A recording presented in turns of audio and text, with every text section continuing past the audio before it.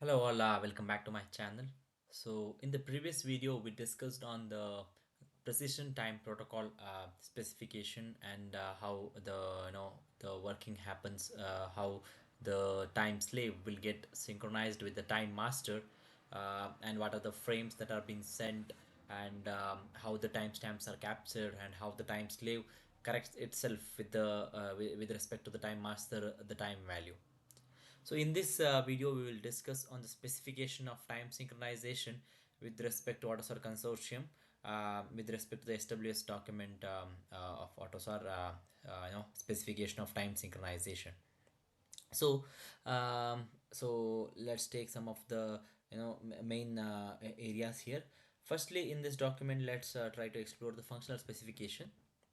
So in the functional specification, if you see the base functionality of every time base, it is mainly offering the current timestamp, or offering the possibility to obtain the current timestamp, and also creating the snapshot of these parameters. For example, when this timestamp is captured, or when the current timestamp is obtained, what are the different values, like some of the flags, maybe the status flags, or how many times the time based resource has been updated, or what are the time leap information. All these informations can be captured in the snapshot. So these are the two major things. One is the possibility to offer the current timestamp, and other is the creating the snapshot of this time, a snapshot of its parameters, like when this timestamp is captured, what are the different other values, whether we were in the time leap future, time leap past, or whether did we have some timeouts, or how many times we got synchronized with the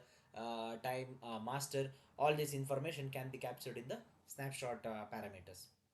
Okay, then other important thing is the time base status. So each time base, maybe time master or a time slave, whatever it is, it will have the time base status value. So this time base status is nothing but a snapshot of all the information of time based resource. For example, it can be status flags, or amount of times the, as I mentioned already, amount of times or number of times the time based resource has been updated, or the time leap information, whether we are in time leap past, time leap future, or no time leap, or whether do we have some timeouts. All this information will be captured in this time based status.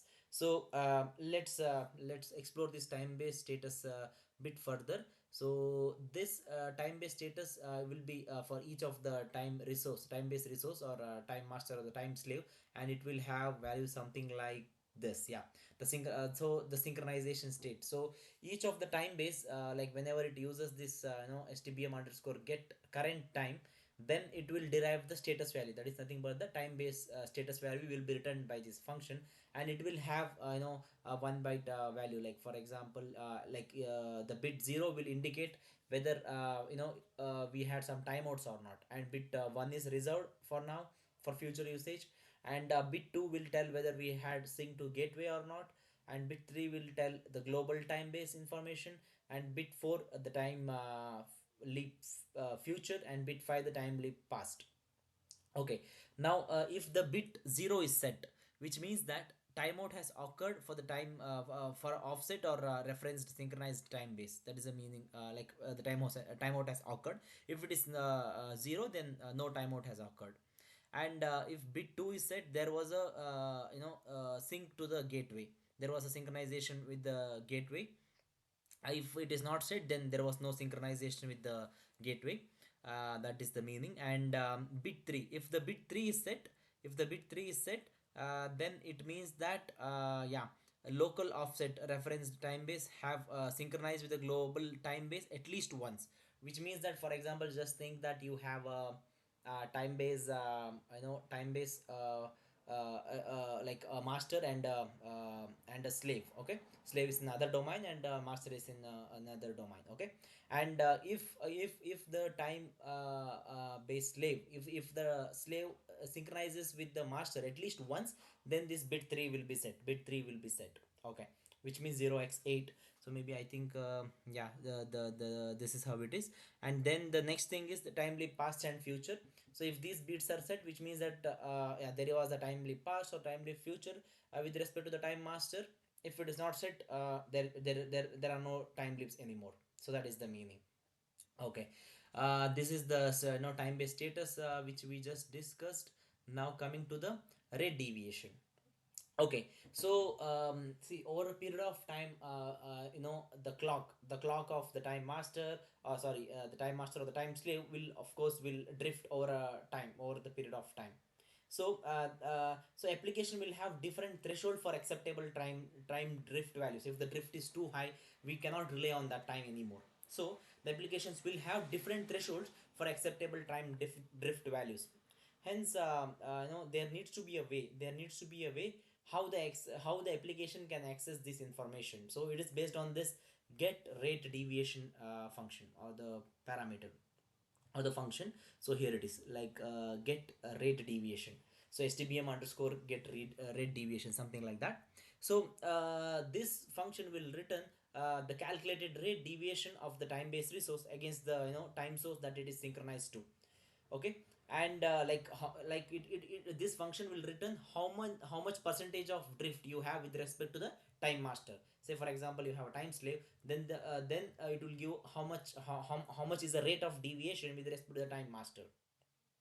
So just think that in case there is no deviation calculated yet, then the initial value, that whatever is set in the code, or whatever is set, that is nothing but 0, that shall be returned. 0 or 1, the corresponding value will be returned. So this is regarding the rate deviation. So also I wanted to mention one thing with respect to time based status. So there is this parameter, like the event mask. Like for each of the time base, the stbm module shall have a configurable mask, that is nothing but the stbm status notification mask. Okay. Which will allow to mask the individually which will allow the mask to individually get set these notifications. So just think that there was a timeout, then you want a callback. Then just think that there was a timely past, you need a callback. You just think that you have a timely future, then you need a notification or a callback. So to set this, or to enable this callback, you have to set the mask for which and all conditions, for which of the conditions you need the callback to be invoked, or a notification to be given to the application. So there is this mask value, this is that mask, and it is a 32-bit value. And out of the 32 bits, only 12 bits are used as far as I see here. So one is this rate correction. So if this is set, then which means that a valid rate correction has been calculated and not beyond the limits. And if it is the resync, then this means that resynchronization has occurred and a new time value has been applied, that is the meaning.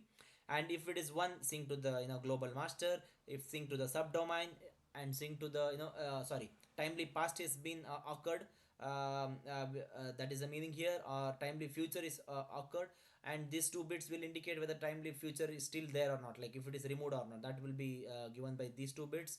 And what else, yeah, the timeout occurred, timeout removed, and global time is, which means we are synced with the master at least once, that's the meaning. Okay. So now just to directly see the mask, let's yeah, I just wanted to show you guys that mask value. So it is yeah, I think it should be somewhere here. Okay. Or one moment,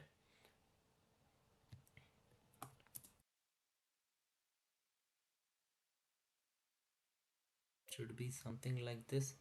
Notification type maybe, or notification callback, no. Mask callback,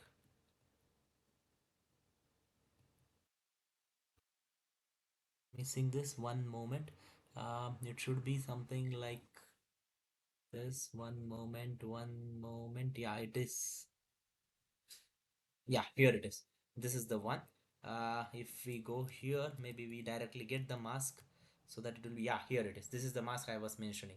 So just think that if you want the callback to be called whenever there is synchronization once, or whenever there is a timeout, or whenever there is a timely future, whenever there is a timely past, or whenever there is a resync, then this needs to be set, like the mask should be set to this specific value. So for example, if you set it to 0x 0200, then this callback will be invoked only whenever there is a synchronization of the local time to the valid global time value. So that is the meaning. So this is something I wanted to tell. So this is nothing but these values are derived by this time-based status synchronization state itself by the SDBM module, but the event will set that callback through the mask that we provide, okay. Then going back to the going back to here, if we in the functional specification, I also wanted to explain this normal operation. So how, just think that you have a time-based master and a time-based slave, how the synchronization happens, or how the actual working happens. So the time-based master is the is the root domain, or the master with the who will send out the timestamp to all the time slaves, so that the slaves can synchronize themselves with the time master. So the master will have a time based reference clock which will get initialized, and which will keep on getting updated for every cycle. And also this will update the global time base raw value, and it will again update the global time base per time domain. So the master can be in a specific domain, maybe time domain 0 something like that. And this time domain global time base will have in the time master, the application will have the read and write access both.